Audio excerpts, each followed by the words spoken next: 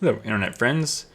In this video I continue riveting the vertical stabilizer skin to the vertical stabilizer assembly.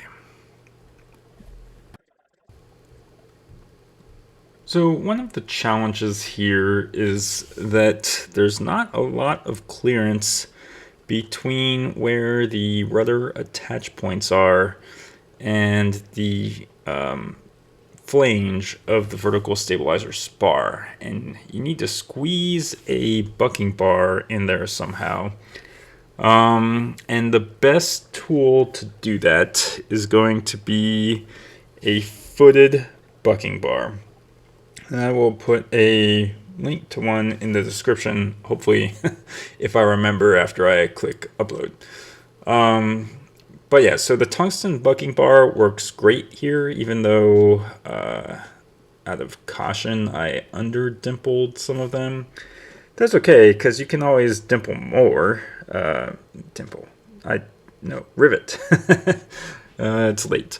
Yeah, so I under underbucked, underformed. Now I'm gonna have to go look up what that verb is. But yeah, so all it takes, it's easier to underdo it than overdo it, because you can just hit it one more time with a rivet gun and it will be perfect. Whereas if you overdo it, you're going to have to drill it out and then redo the rivet. Which you see, I think I redo one of these because it wasn't overdone, but it wasn't hit square on. And that's where I realized I needed the footed bucking bar to get in between the attach point and the flange. I'm sorry I don't have a close-up or a video of this, but if you're building an RV-14, when you go to do this, it'll be pretty obvious to you, because you just won't have enough space to fit your big fat bucking bar in there. So, and actually, I'm pretty sure this is the last video of this vertical stabilizer. So we're gonna finish this, and then there's one more piece that attaches to the vertical stabilizer, but it's really a bulkhead for the tail cone.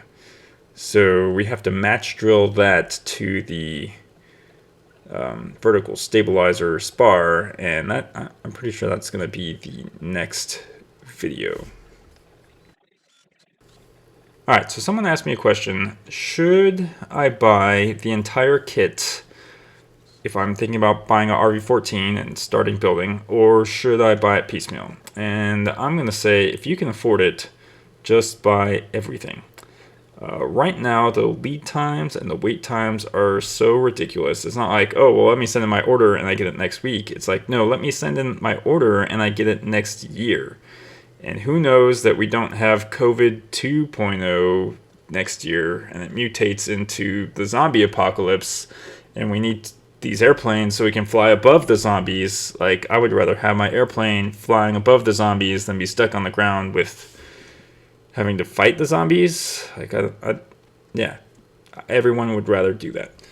So then it becomes, how do we get fuel? And that's a whole other separate discussion. We're just going to assume that fuel is abundant because reasons.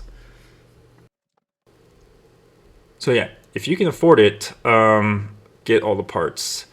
This has taken me like a week to rebuild this rudder. So really, like, you could build the rudder. This isn't the rudder. This is the vertical stabilizer. So yeah, it's taken me a week to rebuild this vertical stabilizer.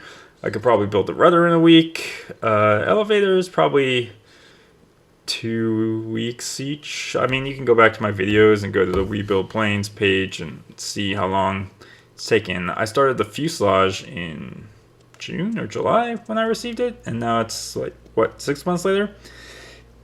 So yeah, you can, I mean, if you spend an hour a day or 2 hours a day, you can get through this relatively quickly and then easily be waiting on parts. So once I plug the two halves of the fuselage together, I'm, ready for wings, and they're not here yet. So, but when they do come, I will tell everyone on the Slack group about it. So come join the Slack group. The link is in the description. See you then.